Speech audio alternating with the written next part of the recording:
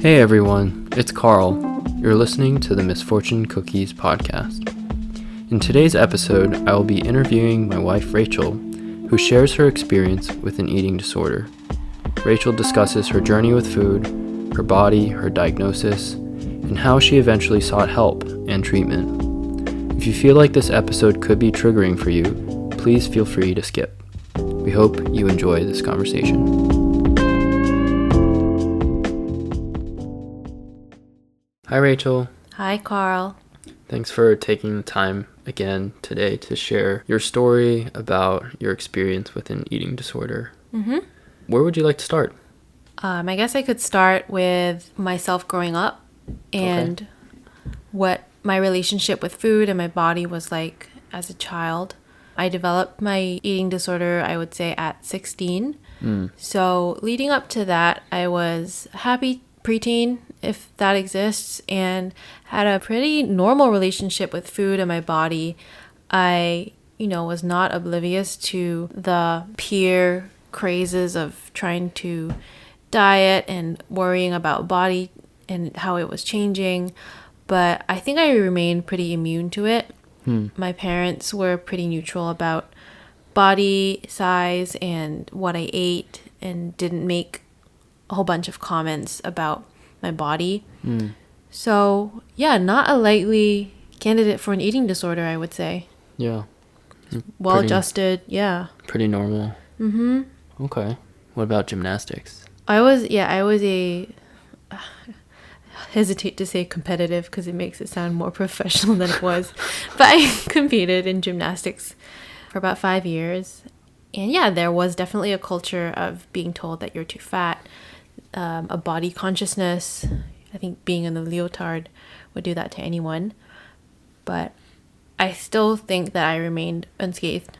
And that was from ages 10 to 15. Okay. Yeah. Then what happened? So when I was 16, I was diagnosed with a hard-to-pronounce disorder that involved my immune system. And it was all kind of a shock. And as a result, I was put on extremely high-dose prednisone, which is a corticosteroid, and a bunch of other immunosuppressants and a cocktail of drugs. But the main one was the prednisone. And I remember sitting in the hospital getting a diagnosis, and my mom, who was a doctor, turned to me and said, the prednisone is going to make you gain a lot of weight. And in that moment, and remember, never having been concerned about my weight before, something in me just snapped, and I thought to myself calmly, I was like, no, it's not. And that was day one of me starving myself. So for you, was it just like a switch then?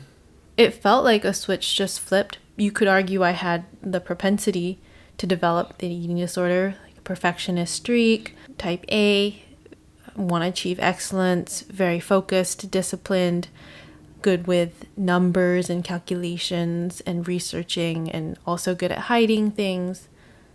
Yeah. Okay. But just to be clear, I was not diagnosed with an eating disorder until I was 24. Oh, wow. It took 8 years. Okay. So in between that time from 16 to 24, what happened? I fell through the cracks. For one, because I was diagnosed with this illness that was front and center for everyone. They were understandably concerned about my health, my kidneys, my immune system, and although my weight was dropping, people were concerned. They would make remarks like, oh, you're too thin, or you've lost a lot of weight.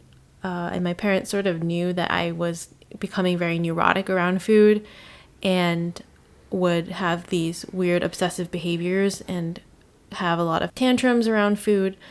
I don't think they knew that I had an eating disorder. Yeah. No one picked up. No one. No one noticed. No one because asked. I was also very secretive about it. I wasn't the kind of person who would come down to lunch and start talking loudly about calories or food or fat or measuring myself or my weight or clothing. None of that. If you knew me, you would never have guessed that I was waging this constant battle in my mind. And are there other reasons for why you think maybe it fell under the radar, especially in Singapore? or growing up in a Asian American context? Yeah, definitely. I think being so normalized, the process of dieting, watching your weight, is almost what you're expected to do as a woman, maybe as an Asian woman. Nobody is going to raise an eyebrow if you are watching what you eat, or scooping the fat off your soup, or tearing the skin off your chicken nuggets or chicken wings, which is so sad to think about now, eating insides of chicken nuggets. But my friends did that. I did that. Wow. So, like, what are you paying for then? I know. It's the best part sometimes. Yeah, so I think because it was so normal to be small, and what breaks my heart is that I was 16, 17, which is when you're supposed to grow. And so when instead of growing at 16, you get smaller, that should be really concerning. But nobody called me out. Nobody picked it up. Wow. Yeah. So how did it manifest? Talk me through maybe a day in the life. Well, it was a lot of obsessive meal planning and looking up recipes, insisting that I ate my own food for lunch or dinner. If my family was cooking something, I always had to make my own food.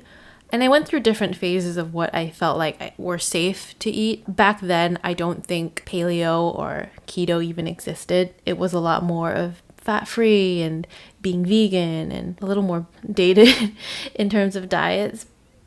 So when I read my journals, I just see someone who could not think of anything else. And it's so sad to me because me developing this eating disorder didn't really have anything to do with wanting to fundamentally change my body.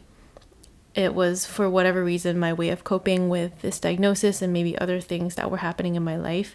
But once I had started losing weight and becoming smaller, I just got more and more scared that I would gain it back.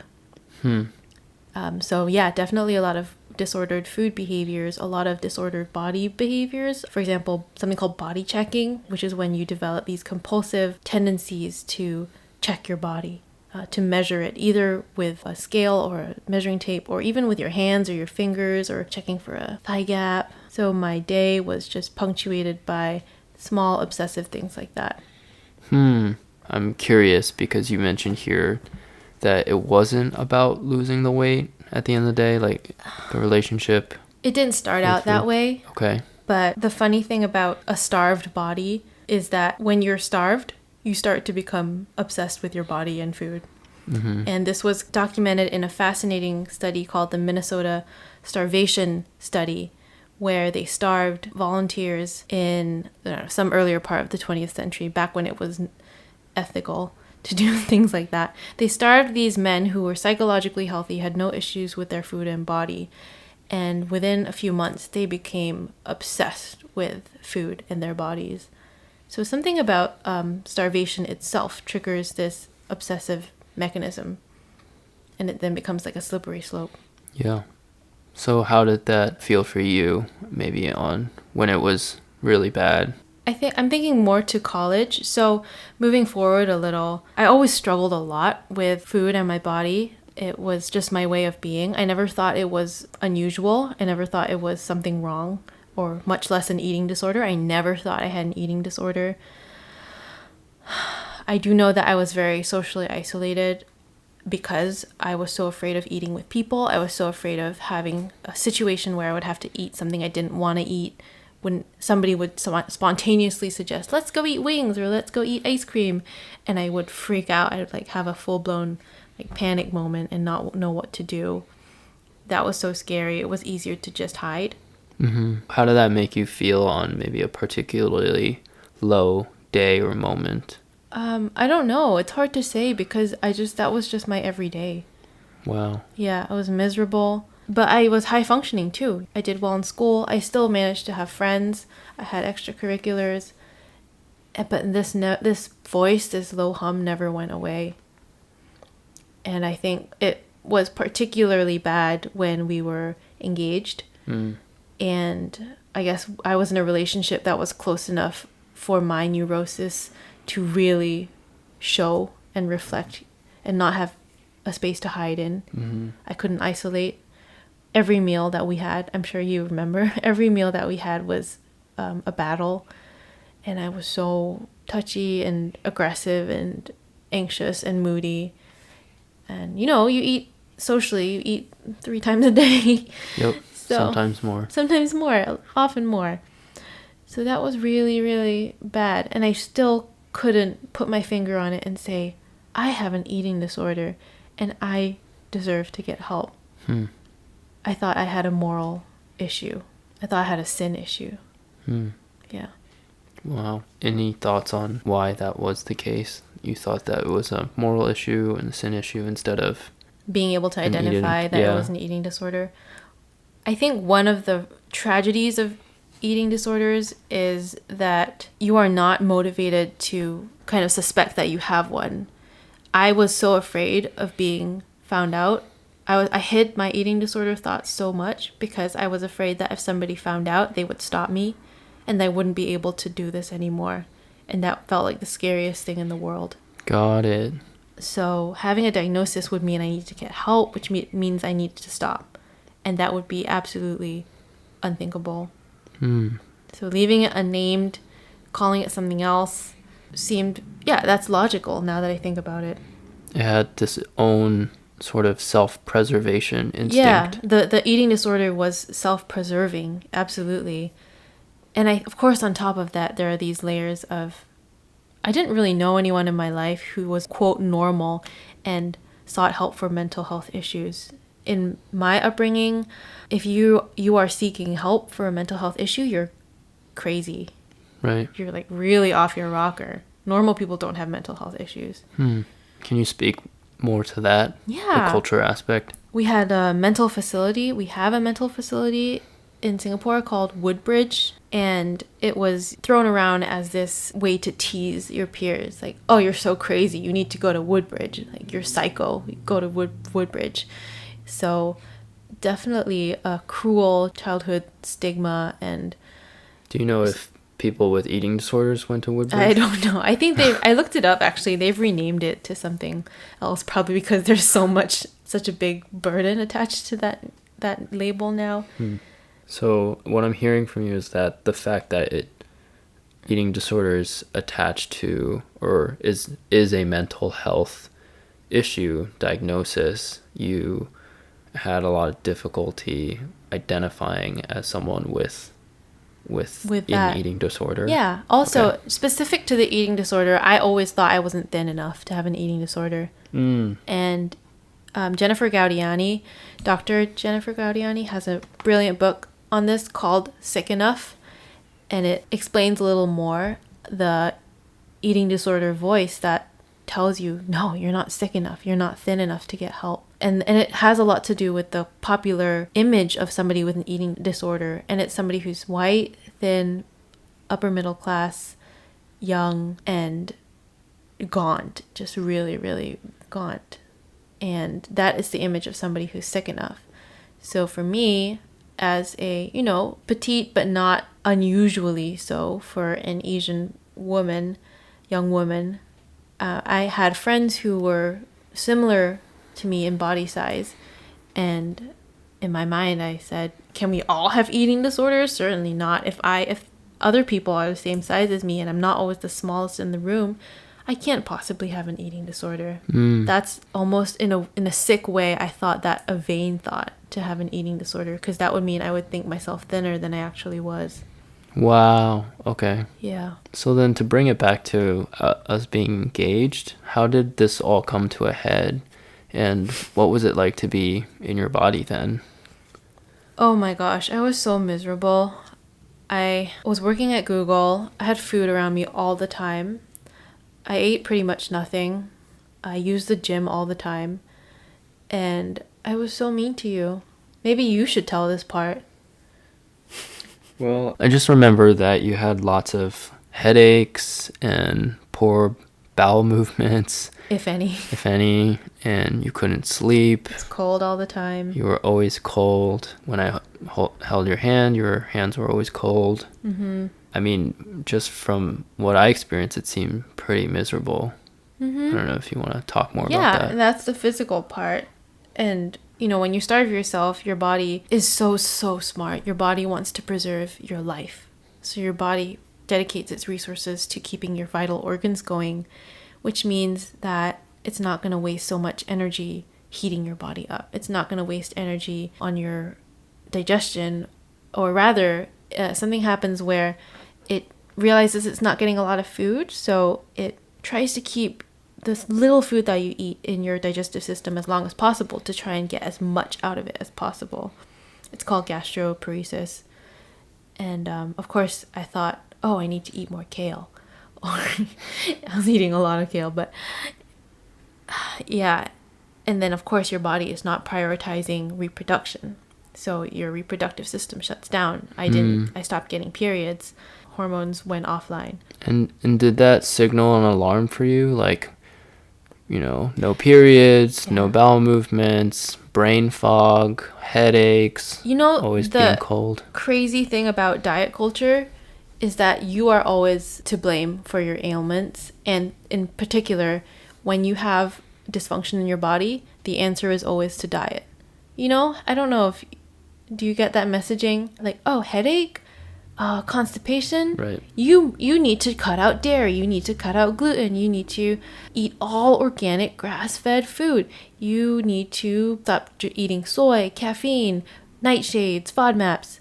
So that thinking was so strong for me that I never, like, if you had told me, Rachel, the reason you are constipated is because you're not eating enough, I would have laughed your face off. It was so far from... Yeah, it's so inconceivable. Okay. So, what was the turning point? You were the turning point, Carl. What was the turning point? Uh-huh. Well, you were the start of the turning point. I think being in relationship with you did signal to me that something was off. I wasn't ready yet to call it an eating disorder, again, just because, like, oh, I'm too fat to have an eating disorder. But okay, maybe I have an issue. And I guess the moment that is standing out for me is our wedding day and how scared I was with all the food there. And after the wedding night, just not being able to enjoy any of the food. Isn't that sad? Yeah. That's really sad. I want to cry for myself now. Yeah. Yeah. That is really sad. Especially because the food was so nice. It was. That's what people said. That's what people said. Yeah. Yeah. Well, so let me also say that throughout these years, the eating disorder, as it manifested in my eating behaviors, had ups and downs. So I think right after we got married, certain things happened and things went down. I went at my behaviors I reinforced my behaviors and became more extreme, became more scared, became more obsessed. And where did you draw the support from to continue on with your eating disorder? What do you mean? Like, how did you resolve or strengthen your resolve? You don't have to. It's all over. I guess as a woman, you're swimming in billions of messages every day that to be good is to be small. Yeah. Okay. There's no effort required. In fact, to fight that or even just resist that for 1 second requires a lot of energy. So I guess what I can say is that starving yourself becomes a very sick coping mechanism for dealing with things in your life. It's sort of like, I can't control this, I can't control that, but at least I can be small. But at least I can say no to food. So as much misery as it was bringing me, I didn't do it for no reason, if that's what you were getting at. I did it because it made me feel powerful. It gave me something to do. It was a big part of my identity. And honestly, at that point, I was so stuck in it, I didn't know any other way to live. Yeah. I really didn't think there was a different way to live. So what happened to change that, if anything? Yeah. Well, I think you kind of lost it a couple times. I did. You did lose it a couple times. And you cried and would stomp and run away. And I think we were at a point where we were in a power struggle and you were saying, you need to get help or else ... And I was saying, I've got this under control. I know I have a problem, but I'm doing something. That something being like ordering random eating disorder books off Amazon and pretending to read them. But having said that, I think reading or even pretending to read those books was very important for me. It was sort of planting a seed in my mind. The particular book I read was called 8 Keys to Eating Disorder Recovery by Carolyn, Costin, and Gwen Schwab. Mm-hmm. And I think that really laid the groundwork for me to have my epiphany eventually. Yeah. When did you have your epiphany, and what was it? I had my epiphany in the middle of my lowest point. My lowest weight, I was most miserable. We were having a lot of trouble in our marriage, not surprisingly. And I don't know, I was feeling very alienated. There was nobody I could talk to about this because it was such a well-kept secret, remember? Yeah. But anyway, I was on vacation with my family. I was away from you. That's right. You were on the East Coast, I was on the West Coast, and I was up late. My family had gone to bed. I was on forums. There are these forums that you browse that help you, I guess, stay accountable to your really twisted goals of eating very little. And somebody posted this video about metabolism, and it was some sciencey video explaining why starving yourself completely messes up your metabolism, and the only way to the other side is to eat. And I had this, it just seems like a pretty random video, but I had this flash of insight and a moment where I could come out of the eating disorder just for 10 seconds. And it just hit me so hard. Yeah. This is ridiculous. This is absurd. I have a body and it's fighting so hard to keep me alive. It thinks I'm in a famine, and I'm surrounded by so much amazing food, the means to eat it, people to eat it with, and I have been starving myself for almost 10 years. So the absurdity just struck me. I immediately went to the kitchen of our Airbnb, made myself hot chocolate, I think, 3 biscuits and an apple. And I brought that snack, momentous for me, 3 biscuits and an apple, and I ate it. And I said to myself, this is the start of something else, something new. And all I felt then was fear. I felt afraid that I would wake up the next morning and forget my flash of insight, that I would just go back and it would be miserable forever. Yeah. And of course, the next day I did wake up and restrict out of force of habit. But I do think the first screw had come loose. That night. Yeah. And in the next couple weeks, we started to look up therapists, dietitians, went through the painful process of calling people. Man, that was really hard. Tell me more about that. Like, what was it like for you to actively go from, no, this is not a problem, to watching that YouTube video on metabolism, to now calling people for help? It's terrifying. Why? Well, all the reasons that we mentioned, big one being, do I actually have an eating disorder? Do I think so, quote, highly of myself? Am I just being overdramatic? This is so expensive. I have to pay $100 to my therapist, dietitian, and my doctor every single week. So, but I encountered very, very kind people along the way. For example, I know I reached out to UCSF clinic, and I just remember the person, either over email or phone, being so kind to me and saying, I'm so sorry, you just missed the age cutoff, which I think was 24 or something like that. But then she gave me this long list of referrals and just wished me all the best. And the other kind voice I had during this time was a primary care physician that I saw, who was Asian American. She was Japanese. Elsa was her name. And she was so kind to me. I was terrified of seeing a doctor. I had never seen a doctor before.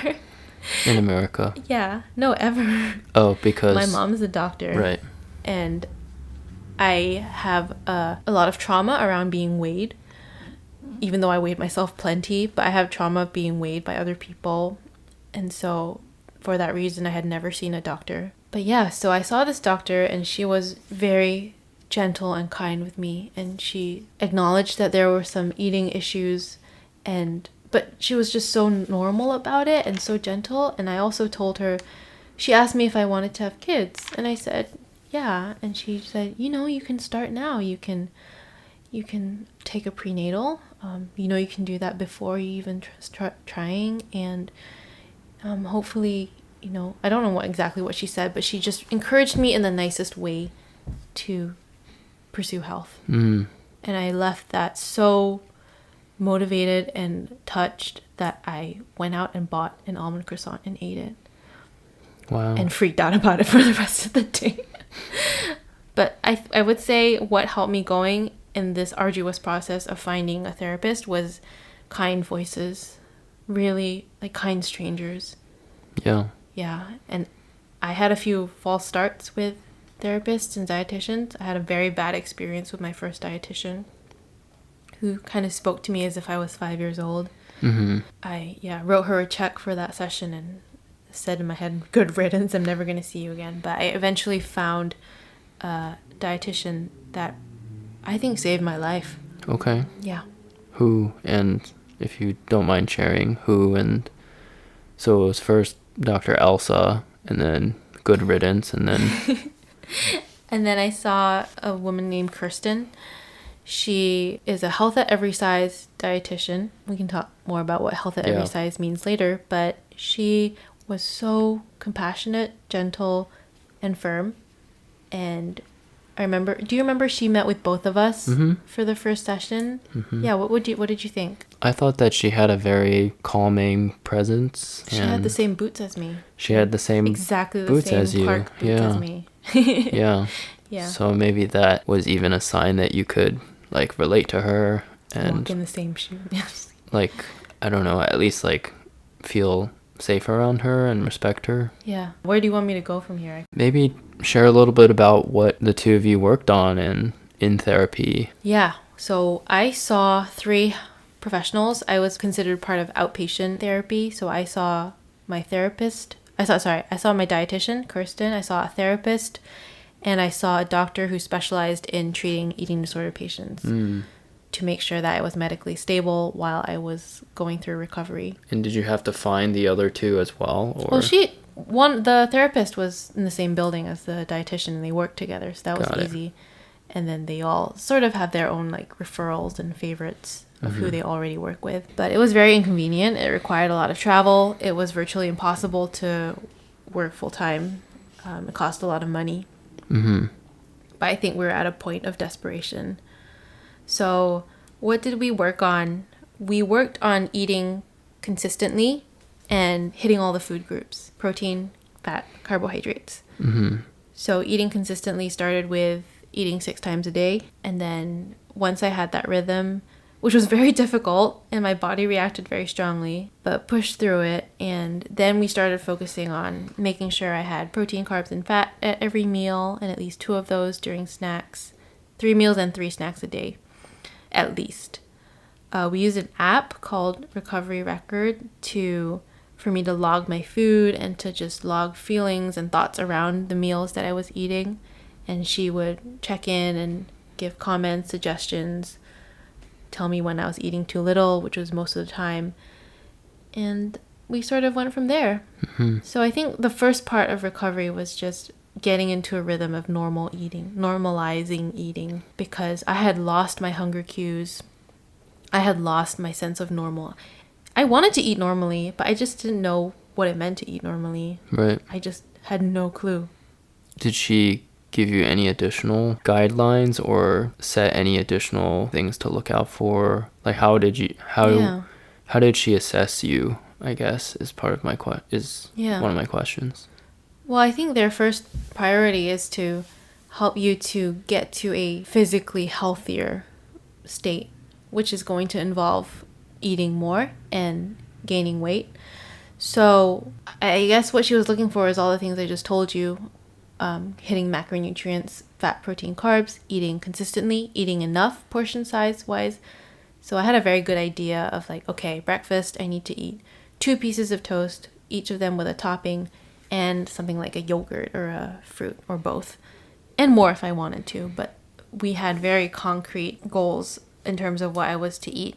And at first it was like, holy moly, I'm never going to be able to eat all this. But I was. and I was able to eat more. If you recall, I ate more than 2 times, 3 times of what you were eating during that time, because I was essentially paying back a huge deficit that I had worked up over several years. Yeah. I'm curious to know too, like with you being such a numbers person, if your dietitian advised you to approach like the counting of the calories a certain way, or I don't know. So when I went into our first meeting, I was armed with a spreadsheet of something called exchanges. Exchanges are units of food that are used a lot with diabetes management and sometimes in eating disorder recovery. And I was all ready to tell her, look, I'm fine. I have 5 exchanges of this and 6 exchanges of that. And she was just like kind of laughed at me. She's like, no, we won't be using those. You can use your fist to measure your portions. You can use your thumb. And I think we talked a lot about calorie counting and macronutrient counting because that was such an automatic process for me. It was an extreme effort to not do it. So I was kind of in my head tallying up how many calories I was eating. Yeah. And, you know, the number was 3, 4, 5 times more than I want it to be. But we focused on getting the food in and then working on getting curious about what counting was doing for me, why I was doing it, how it served me, how we could possibly meet that need another way. Okay. And slowly it stopped. Right. I mean, to be honest, I counted calories for so long that I still know everything. It just doesn't really serve a purpose in my life anymore, even though the information is still there. Right. The other really big piece that we worked on during recovery was challenging fear foods, or foods that I had become extremely afraid of.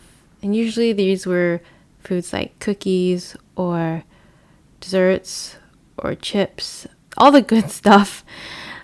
But what we would do is week by week, I would bring up something that I felt like was challenging, or I would draw from a list of favorite foods that I had made from my childhood mostly, or from before the eating disorder.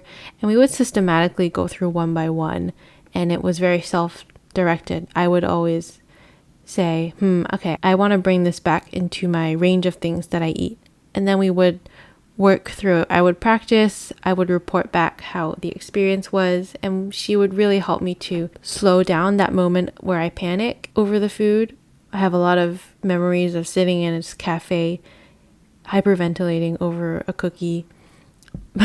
But she would slow that moment down for me, talk me through it, walk me through it, or try to figure out what exactly is scaring me about this cookie or this donut or this burger, and figure out things to say back to that catastrophizing eating disorder voice, and also just sheer practice. So a big part of working with my dietitian was not only increasing the quantity of food I was eating, but also the variety and the flexibility I felt around food.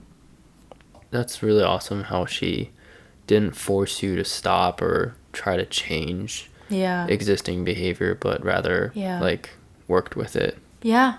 Straight on. And I think there was a lot of grace and patience in the whole process, because you're going through you're basically doing the thing you've been afraid to do for most of your life. So if you recall, there was a lot of crying and distress and not knowing if I was going to make it. I would joke all the time, I'm paying so much money to gain weight. It's not what most people do. So I think what was difficult about this process, even though it was full of learning and really good things too, like eating my first donut for the first time in, I don't know, more than 10 years. Yeah. I had lots of donuts. But what was hard was not being able to really have anyone relate, or not being able to explain what was going through, feeling so conscious of my changing body, and just feeling like a failure. In what sense? You're not supposed to get bigger. Right. You're supposed to get smaller or stay the same. Right. It's like the golden rule. So, yeah, I had a lot of social anxiety around that during recovery. I had a lot of social anxiety around telling people I was in eating disorder recovery, not because I was ashamed, but because I felt like they would judge me and be like, wait, you have an eating disorder? But you don't look like you have an eating disorder. Right. right? So, but I never doubted it was what I needed to do, and I realized I did have an eating disorder. And what I would want to say is that you can have an eating disorder at any size, and there are many kinds of eating disorders. I'm sharing specifically about anorexia, but there are several kinds of eating disorders: bulimia, which is purging your food, or binge eating, or orthorexia, which is having extremely restrictive and rigid rules around what is safe and what is not safe, what is good and what is not good. So you cannot look at a person and tell whether they have an eating disorder. Right. It's a mental illness. Right. It has a lot of physical manifestations, but if your body feels like it's starving, it's starving. Starving is not a look. It's a physiological reality. Yeah. Yeah. So maybe you can also add a little bit more about what happened after Kirsten and what happened when we moved too. Mm-hmm. How did you deal with that transition or change? Oh, How hard. did you resource yourself then? Man, it was so hard. And I'm not going to lie. I think there were setbacks. There were relapses. I mean, I tried to look for a new dietitian. It was a struggle. I continued to see professionals for a couple months after we moved to the East Coast.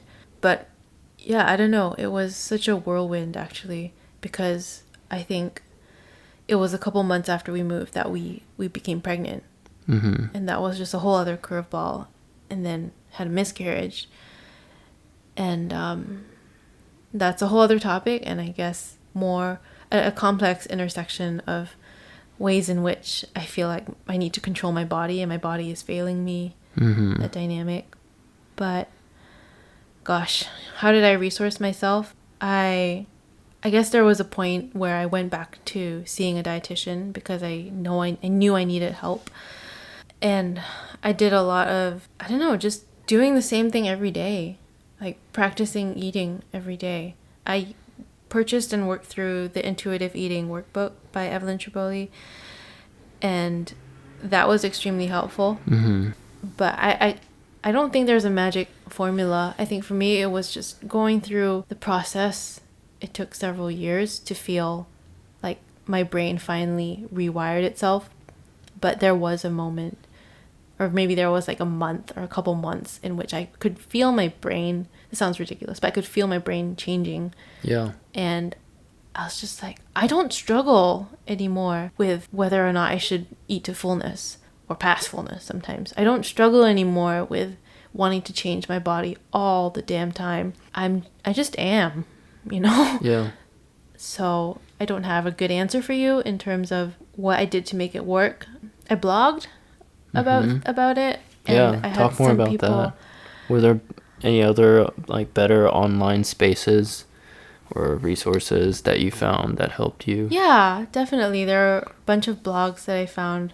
They're all white women, but you know, I took what I could find. I set up an Instagram account which was exclusively for surrounding myself with positive messaging around how to nourish my body, how to take care of it. I just had like 100 or 200 of these intuitive eating body care accounts where I continued to learn, and I think that did help actually. Mm-hmm. Plus being off all normal social media. Yeah. So do you believe that someone can fully recover from their eating disorder? I don't think you're ever outside of the influence of diety messages and diet culture, but I think you can 100% be recovered. Mm-hmm. And that takes a lot of patience and time, and it's a process, and you're going to need a lot of support. But I'm here, and you can get there. And how do you know when you're recovered? I don't know. I don't care, so I'm not very interested in food anymore. Mm-hmm. I feel neutral, sometimes positive towards my body. And eating is just not a big deal, I guess. Mm-hmm. I eat when I'm hungry. I stop eating when I'm full. Sometimes I get to eat what I really want to eat. Sometimes I don't. It's okay. If somebody suggests spontaneous eating somewhere, I'm like, okay, that's fine. I don't have to look at the menu 5 days in advance and do meta-analyses of what it would mean if I chose this versus that. Food doesn't scare me. It just doesn't have that power over me anymore. And I'm well on my way, not there yet, but I'm on my way to figuring out who the hell I actually am underneath all this. Without the eating disorder? Without the eating disorder, yeah. A lot of people with eating disorders find that their hobbies are all food related or exercise related. And those are celebrated hobbies like, oh, I'm a foodie, you know? Or like, I love to work out. And not saying that those aren't real interests. I'm just saying sometimes that your other interests could be masked by the eating disorder just wanting you to stay thinking about food and your body and exercise all the time. Right. Yeah, and I think I've heard from you before too, in response to how does one know they're recovered, that it's as unique as unique as their brain. Yeah. Yeah. So it's gonna look different. Yeah. For everyone. Yeah. Basically. And recovered does not mean you don't have bad days. Right. When I have bad days, bad body image days, bad food days, I have a automatic reflex that pops up and says, something else is wrong. Where am I? What am I missing relationally? How am I feeling isolated? What am I feeling out of control in? And I go fix that. Or at least you try to. Or I try to, yeah. Because if I was feeling fine yesterday, there's no way, except in extreme situations, that my body has changed so drastically from yesterday that it should warrant so much distress. So to summarize, yes, I believe in being fully recovered, and being fully recovered doesn't mean you don't have bad days. Right. Well, thanks for sharing your story. I'm really proud of several of your reflections in terms of what you've said about how indeed there is hope for people who may be contemplating getting help and pursuing recovery for their eating disorder. Maybe to bring this back to also Asian American identity, I wanted to ask you how you think Asian Americanness or Asian American identity impacted your eating disorder.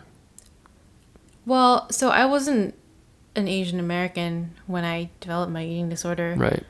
I didn't think I was going to be an American. I'm not American, so I don't really know about that part. I actually want to say something else. Okay. First, I want to say that I know I've been talking about an eating disorder experience, but most women and a lot of men actually participate in something called diet culture and are subject to norms and ideals and messages that encourage them to stay small or become smaller. And these behaviors and thoughts, such as dieting or going keto or paleo or low carb or deciding that they're going to work out more, these behaviors and thoughts might not amount to an eating disorder. They might, but even if they don't, they're still extremely harmful and they still take away from your quality of life. So I guess what I want to say is, even though there's a threshold for a diagnosable eating disorder, it doesn't mean that if you don't meet it, then you don't deserve better. Right. And I say that because most American women and pretty much every Asian American friend I have struggles in some capacity with their food and with body. And so I don't want people to think, oh yeah, eating disorder, I don't have that, so this is not applicable to me. I just want people to hear that they deserve compassion, they deserve better, they deserve support, help, and just a better relationship with themselves and with food, no matter if they have a diagnosable eating disorder or not. Yeah. And then to your point about Asian Americans, even though I don't have that experience and my personal story comes out of less to do with my Asian American identity or my appearance, I've done a lot of reading of research papers about this, so I can give you some facts. Asian Americans experience eating disorders about at the same rate as their white counterparts, even though eating disorders are perceived as a very white disease. I think Asian Americans have it really hard, actually, because they are subject to specific Asian beauty standards outside of just, normal, regular, white, conventionally attractive standards. And usually Asian beauty standards are even thinner than white beauty standards. Plus, there is this norm in Asian cultures, many Asian cultures, for family members to always talk about and point out your appearance, your weight. And I don't know, I think most people have experienced this, especially in East Asian cultures. Your weight is almost like a matter of public interest. And the first thing that you hear when you come home on college break is like, oh, you've gained weight, or oh, you've lost weight, or oh, you're looking a little chubby, or like, have you been eating enough? And then to make it more confusing, they'll say in the same breath, you're so fat, eat more, you know? So I love that. Right? It's a book title that I'm saving up for one point in my life, but there's a lot of mixed messaging around body, and also a lot of disempowering, because it's something that your family, your relatives are supposed to give you input on. Right. As if you're not aware of your body. Like, oh, you don't have a boyfriend, it's because you're too fat, you need to lose weight, you know? That's so harmful. And so false, by the way. But it feels like it doesn't belong to you. Yeah, your body isn't yours, almost. I think that can be so hard for anyone to hear, and it may be really complex too, because you want to and maybe truthfully believe that this discourse is being offered out of love and a place of care. So it's complicated. Yeah, so Asian Americans often have to deal with this, and they have to deal with possibly internalized racism and the distress of not being, frankly, in a white female body. And if you are on Instagram or TikTok, what is beauty? Beauty is a white, thin, female, young body. The research does show, a lot of qualitative research shows that participating in eating disorder behaviors, body manipulation behaviors, body dissatisfaction, exercise can be a way to counter some of that distress over not being a white body. I don't know if that makes sense. As a coping mechanism. Yeah, sort of like, I can't be white, but at least I can be thin.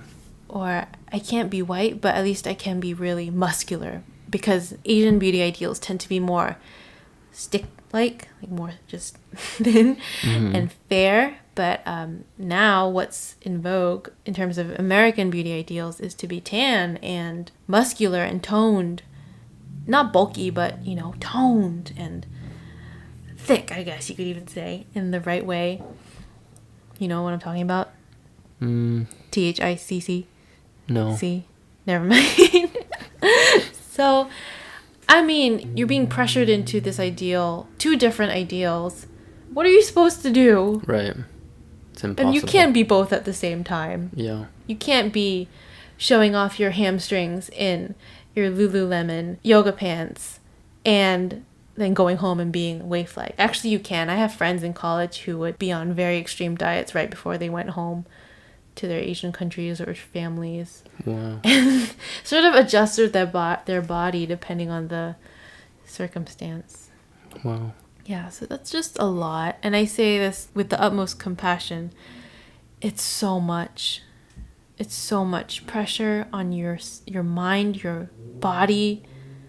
Every time you make an adjustment in your diet or exercise, your body is stressed. And your poor body is just trying to do its best to keep you alive, to keep you going, to do the things you need to do. So I think Asian Americans have a unique experience of body concerns, and additionally have the stigma of finding it harder to reach out for professional help. They additionally have the burden of not easily being able to find therapist, dietitian who looks like them and can understand them. Hell, I mean, my dietitian could not really speak to the role of sundubu in my meals. Right. You know, it was all about, okay, rotisserie chicken or mac and cheese or potatoes or french fries. All of these I eat, right? But I sometimes wonder what it would be like to have a dietitian who could speak about my fear of glutinous rice, or because it sounds like gluten, or, you know, silly things like that.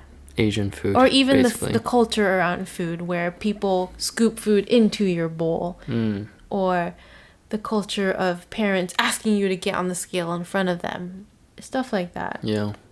So there are definitely a lot of deficits and obstacles I think that Asian Americans face with eating disorders. And of course, just to mention again, the normalness of working against your body, of suppressing your hunger cues, of exercising to exhaustion. It's so normal. Yeah. It's almost like if you're not doing that, what are you doing?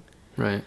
So I think those are huge barriers. Plus maybe just one more thing, it feels very natural to suppress desires, to suppress your needs, to forego your own bodily needs and desires. And I think that was a big part of fueling my eating disorder for me. That self-denial was always taught to me as a positive thing. So if I can say no to my hunger, surely that's a good thing. Surely that's a sign of strength. And I think that self-deprecation is stronger in certain Asian cultures and is prized and praised. Yeah. Which only further complicates things. Yeah. It's much less, feels much less natural to say, I'm going to get the food my body needs. It feels selfish. It feels, I had this complex where I was so afraid that other people wouldn't get enough to eat, even though there was more than enough to eat, that I wouldn't eat enough myself. So lots of ways. Yeah. Yeah. Lots of stuff that you've shared today. Thank you so much for sharing your story with us, but also all the different insights that you've gleaned. Is there anything else that you want to leave with the audience? I guess no matter what gender you are, what race you are, what size you are, how old you are, you deserve a peaceful relationship with food and your body. That is worth pursuing. It is possible, it is worthwhile, and life is much better. Yeah. I mean, I could say so much more, but I'll put some resources in the show notes. Okay. And I am always available to anyone who wants to talk. One of the greatest joys about being so public about this is that people have reached out to me. And that's felt like more than enough reward for my internet oversharing. So. Yeah. Well, I appreciate you sharing. I mean, I appreciate you being my husband. Yes. You've had a front row seat. Indeed. To all this. I don't know. I know this is an interview of me, but do you have anything you want to share or express? No, just that I'm proud of you for not giving up on yourself and, what you shared, that you haven't given up on making peace with your body and with your relationship to food, and that it's in a place now where you can kind of have these reflections. So for that, I'm grateful. Cool. All right. Well, thanks everyone for listening. Yeah, thanks for listening to this really long episode. And we'll talk to you soon. Bye.